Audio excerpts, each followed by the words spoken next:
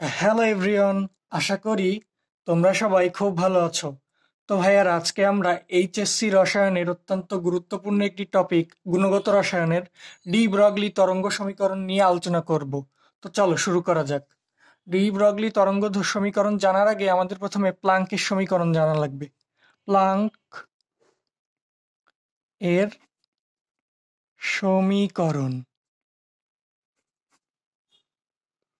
প্লাঙ্কের সমীকরণ হচ্ছে E is equal to H F.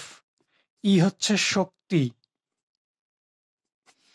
F হচ্ছে কম্পাঙ্ক বা ফ্রিকোয়েন্সি, আর এইচ হচ্ছে প্লাঙ্কের ধ্রুবক। প্লাঙ্ক এর ধ্রুবক।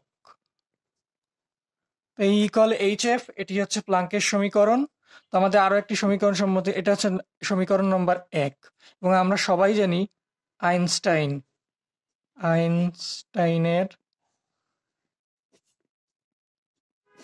সমীকরণটাও আমরা জানি। সমীকরণ E is equal to m c square, সেই বিখ্যাত সূত্র, যে সূত্র দিয়ে ভরকে শক্তিতে রূপান্তর করা সম্ভব হয়।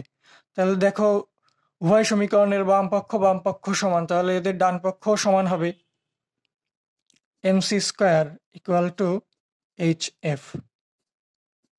লেখা যায়, যেহেতু দুটো সমীকরণ সমান, ডান পক্ষ সমান, তো বাম পক্ষ এখানে সমান হবে।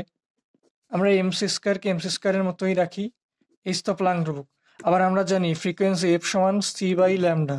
সি হচ্ছে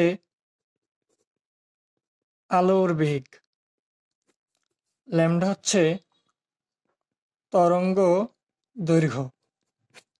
তাহলে H into C by lambda. তো আমরা উভয় পক্ষ থেকে একটি করে সি ক্যান্সেল আউট করে দিতে পারি। এম সি থাকে আর এইচ বাই ল্যামডা। এখন আমরা কোনাকুনি গুণ করব। Lambda is equal H by M C. Lambda is equal to H by M C. তো আমরা সবাই জানি ইলেকট্রনের বেগ আলোর বেগের কাছাকাছি।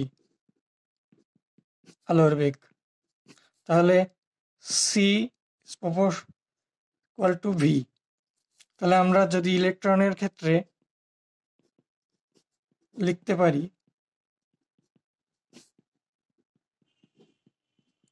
Lambda is equal H by MV. এটি হচ্ছে মেইন সূত্র ডি ব্রগলি তরঙ্গ সমীকরণের। এখানে ল্যামডা হচ্ছে তরঙ্গ ধর্ম প্রকাশ করে, তরঙ্গ ধর্ম প্রকাশ করে, এবং এমভি এটি কণা ধর্ম প্রকাশ করে। অর্থাৎ কণার যে দ্বৈত ধর্ম, অর্থাৎ তরঙ্গেয় ধর্ম ও কণা ধর্ম, এই দুটি ধর্ম ব্যাখ্যা করা যায় ডি ব্রগলি সমীকরণ দ্বারা। তো আশা করি তোমরা বিষয়টি বুঝতে পেরেছ, এবং তোমাদেরকে সবাইকে ধন্যবাদ ক্লাসটি দেখার জন্য। আমার চ্যানেলটি সাবস্ক্রাইব করিও। দেখা হবে নেক্সট ভিডিওতে। ধন্যবাদ।